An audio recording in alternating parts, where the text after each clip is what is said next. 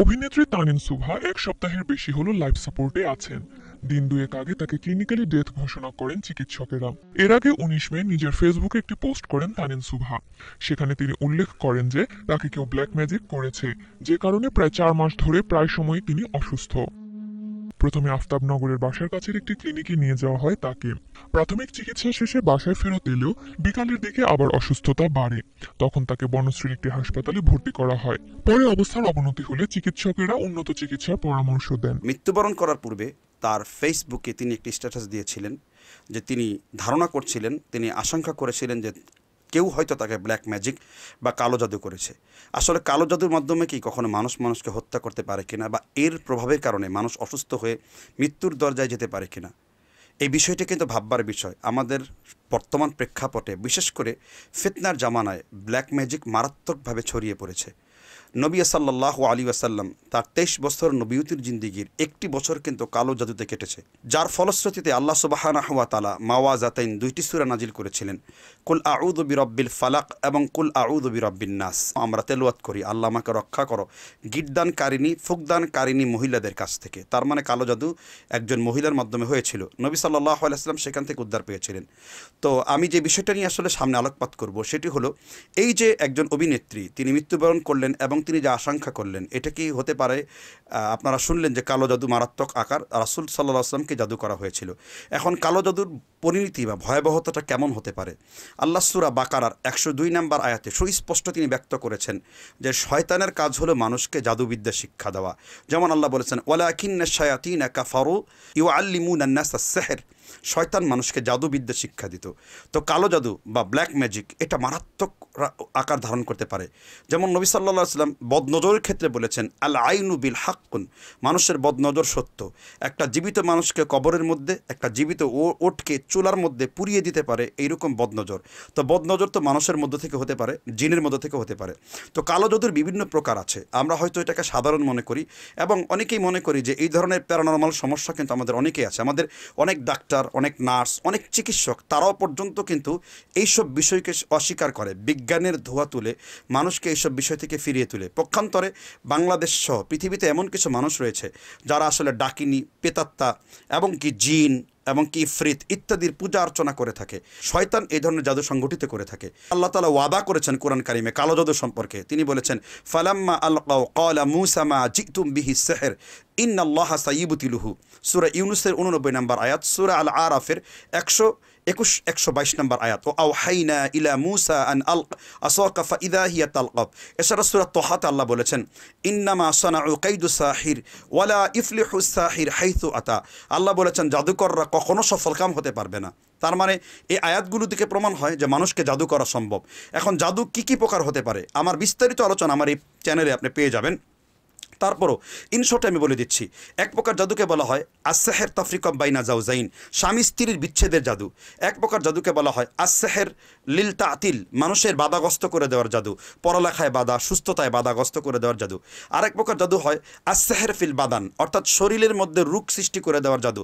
কখনো বিনা কারণে শরীরে অ্যালার্জি হচ্ছে, কখনো কোনো কারণ ছাড়া অ্যান্ডোস্কোপি ক্লোনোস্কোপি করার পরও আপনার বিভিন্ন পাইলসের সমস্যা চলে আসছে, লিভারের সমস্যা চলে আসছে, গ্যাস্ট্রোলজি ডাক্তার কোনো কিছু ধরতে পারছে না, আবার অনেক সময় প্রস্রাবের ইনফেকশনে হচ্ছে।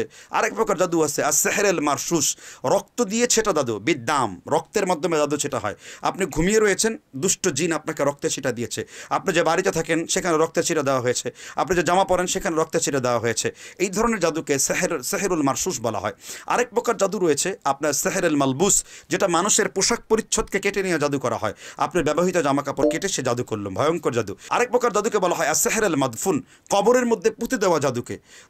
এই ধরনের জাদু কিন্তু মারাত্মক। প্রায় সময় রুগীর নাকে দুর্গন্ধ লাগে, কবরের মধ্যে পুঁতে রাখা জাদু মারাত্মক প্রভাব পড়ে।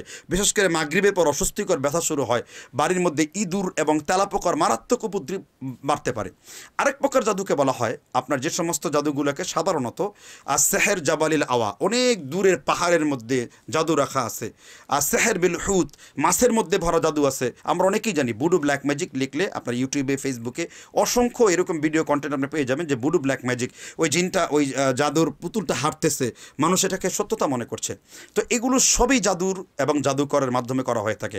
আর সবথেকে ভয়ঙ্কর জাদু, এর আগেও আমি আলোচনা করেছি যে আল আয়াতুল হাররিফু আকাসুহা ফিহি কিতাবাক, আল্লাহর কোরআনকে নাফরমানি করার মাধ্যমে জাদু, কোরআনকে অপবিত্র করার মাধ্যমে জাদু। কোরআন তো পবিত্র সত্তা, কোনো সন্দেহ নেই, কোরআন আল্লাহর কালাম, কোরআন আল্লাহর বাণী, কিন্তু এই কোরআনকে অপব্যবহার করে এক ধরনের জাদুকররা, তারা বিভিন্নভাবে কোরআনকে অপবিত্র করে স্পর্শ করে। তো এই ধরনের জাদুগুলোতে এত মারাত্মক অবস্থা হয় যে মানুষের শরীরের অবস্থা খারাপ হয়। জাদুর কিভাবে আসতে পারে? জাদু তিনটাভাবে আসতে পারে।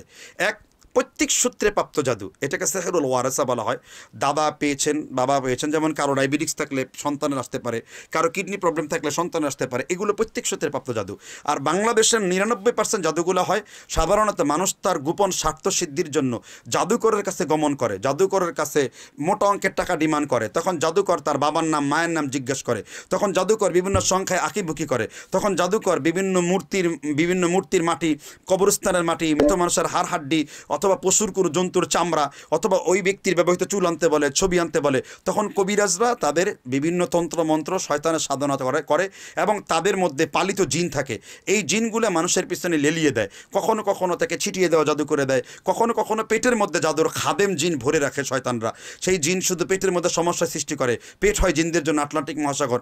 কখনো কখনো মাথার মধ্যে জাদুর ব্লক দেয়, এগুলো একটা ওকাত বলা হয়, ওকাত শব্দের অর্থ হলো গিট। এই গিটগুলো দেয়, বুকের মধ্যে গিট আছে, হাতের মধ্যে গিট আছে, পায়ের মধ্যে গিট আছে। মুদ্রা কথা হলো, একজন জাদুগ্রস্ত ব্যক্তি জানে যে জাদু কত ভয়ঙ্কর হতে পারে, জাদু কত মারাত্মক হতে পারে, যে ব্যক্তি ভুক্তভোগী, যে ভিকটিম, তার জাদুর মতো কষ্ট জিনিস পৃথিবীতে কোনো কিছু নেই। এই জন্য এখন আমাদের করণীয় কি? এগুলো তো শুনলাম জাদুর মারাত্মক প্রভাব এবং দিক। এখন আমাদের করণীয় হলো আমাদের বাংলাদেশ সহ বিশেষ করে আমাদের বাংলাদেশে বেশি বেশি তৌহিদের আলোচনাগুলো ছড়িয়ে দিতে হবে। একদিকে কবিরাজরা, তান্ত্রিকরা, জাদুকররা যেমন দখল করে আসছে, এর বিপরীত দিকে ইসলামী চিকিৎসকদের জন্য এগিয়ে আসতে হবে। ওলামা স্কলারদের কর্তব্য হলো কালো জাদুর প্রভাব থেকে মানুষ কীভাবে বেঁচে থাকতে পারে সেই ধরনের ভিডিও কন্টেন্ট বেশি বেশি করে তৈরি করতে হবে। জুমার খুতবা সচেতনামূলকভাবে বেশি বেশি আলোচনা করতে হবে। পাড়ায় পাড়ায়, মহল্লায় মহল্লায় যে সমস্ত জায়গাগুলোতে এই ধরনের তান্ত্রিক কবিরাজি বেশি আছে, সব জায়গাতেই বেশি আছে, বেশি বেশি রোকেয়া সেন্টার গঠন করতে হবে। তার মাধ্যমে মানুষ কোরআনের যেন চিকিৎসা করতে পারে, মাসনুন দোয়া কালামের মাধ্যমে যেন চিকিৎসা করতে পারবে, এটার ব্যাপক প্রচার প্রসার লাভ করতে হবে। এবং এই সমস্ত কুসংস্কার থেকে আমাদের দূরে থাকতে হবে। তাবিজ বাবা, পীর বাবা, বিভিন্ন বাবা, তান্ত্রিক বাবা, এই ধরনের বাবা থেকে সম্পূর্ণ দূরে থাকতে হবে। আর অবশ্যই সকাল সন্ধ্যায় ভাত মাছ খাওয়া যেমন জরুরি, সকাল সন্ধ্যার জিকির আজগারগুলো করা অত্যন্ত জরুরি। তাহলে আমরা কালো জাদুর প্রভাব থেকে বাঁচতে পারবো। খাবারের মধ্যে জাদু নষ্ট করার জন্য অতিনি ওয়া জাইতুন, আল্লাহ রাসূল বলছেন আকালতু জাইতা, তোমরা বেশি বেশি জাইতুন খাও, জাইতুন জাদুকে নষ্ট করে। মাঝে মাঝে ডিটক্স ব্যবহার করতে পারেন, কালো জিরা, এটা জাদুর ডিটক্স হিসেবে কাজ করে। তারপর সোনা পাতা, এটা জাদুর ডিটক্স হিসেবে কাজ করে। তারপর আপনার হিমালয় পিঙ্ক সল্ট, এটা জাদুর ডিটক্স হিসেবে কাজ করে। তারপর কুলবুরই গাছের পাতা জাদুর ডিটক্স হিসেবে কাজ করে, এগুলো ব্যবহার করতে হবে। প্রয়োজন এগুলোর পানি দিয়ে গোসল করতে হবে। প্রায় সময় সকালবেলা 7টা আজওয়া খেজুর খাওয়ার অভ্যাস করতে হবে। আর সব থেকে বেশি কথা হলো, মূল্যবান কথা হলো, কবিরাজের দরবারে এক কদম দেওয়া যাবে না, জাদুকরের দরবারে এক কদম দেওয়া যাবে না। এবং খুব বেশি বেশি করে সকাল সন্ধ্যার জিকির আজগার করতে হবে। ঘরে বেশি বেশি সূরা বাকারার তেলাওয়াতের অভ্যাস করতে হবে। ঘর থেকে ছবি রিমুভ করে দিতে হবে। ঘর ধূমপান মুক্ত রাখতে হবে। সুদের সাথে লেনদেন বন্ধ করতে হবে, কারণ আল্লাহ বলছে মাসসাত খাবাতুহু শাইতান মিনাল মাসসি, সূরা বাকারা 275 নম্বর আয়াত। শয়তান মানে সুদখোরকে শয়তান স্পর্শ করে। ঘরে যেন আল্লাহর ফেরেশতা আসতে পারে, এই ধরনের পবিত্র কাজ করতে হবে। গান বাজনা বন্ধ করে দিতে হবে চিরতরে, এটা জাদুকে, ব্ল্যাক ম্যাজিককে গ্রো করে, ব্ল্যাক ম্যাজিক বৃদ্ধি করে। এই ইত্যাদি বিষয় যদি আমরা সবসময় চোখ কান খোলা রাখি, আমরা সতর্ক থাকি, সকাল সন্ধ্যার জিকির আজগারগুলো করি, নিয়মিত যদি সূরা বাকারার ঘরে প্রেসক্রিপশন বাজাই, তাহলে আমরা অনেকেই প্রায়শই আমরা এগুলোর প্রভাব থেকে মুক্তি করতে পারবো। কিন্তু দুঃখের বিষয়, আমাদের দিন বিরোধিতা এত বেশি বেড়ে গেছে যে আমাদের আখিরাতের প্রতি আমরা এত বেশি বেমালুম হয়ে গেছি যে আমরা দুনিয়াতে এত হৃষ্টপৃষ্ট দিয়েছি যে আমাদের এগুলো সম্পর্কে কোনো ধ্যান নাই, ধারণা নাই, আমাদের আকীদা মানহাজ কোনো কিছু শুদ্ধ নয়। এই জন্য আজকে অভিনেত্রী তার মৃত্যুর পূর্ব তার এই স্ট্যাটাসে হাহাকার লক্ষ্য করতে দেখা গেছে। আফসোস, যদি আমার এই বোনের মতো এরকম লক্ষ বোন যদি এখন থেকে সতর্ক হতেন, তাহলে কতই না উত্তম হতো আমাদের জন্য। আসেন আমরা কালো জাদু সম্পর্কে সতর্ক হই, এবং যারা কালো জাদু করে এই ধরনের ধৃত শাস্তিকারীদের জন্য যদি আমার দেশে কখনো শরিয়া আইন হয়, অবশ্যই সর্বোচ্চ শাস্তি তার দেহ থেকে মাথা আলাদা করার যে হাদিস রাসূলুল্লাহ সাল্লাল্লাহু আলাইহি ওয়াসাল্লাম বলে গেছেন, এটাই বলে গেছেন। কারণ মনে রাখবেন, জাদুর সাথে জড়িত ব্যক্তি কাফের, এবং জাদুকরের শরণাপন্নকারী কাফের। মান আতা কাহিনান বিমা ইয়াকুল তাসদিক ফাকাদ কাফারা, মুসলমান মুসান্নাফি আব্দুর রাজ্জাক হাদিস 1775 নাম্বার। এই হাদিস দ্বারা প্রমাণিত হয় জাদুকর কাফের এবং যাদের সাথে শনাক্ত ব্যক্তি চিরস্থায়ী জাহান্নামী। অতএব জাদুটোনা বন্ধ করি, আমরা মাসনুন দোয়া কালাম দিয়ে জাদু রুকিয়া করি, কারণ রুকিয়া সাহাবীদের পেশা ছিল, রুকিয়া সাহাবীরা করেছেন।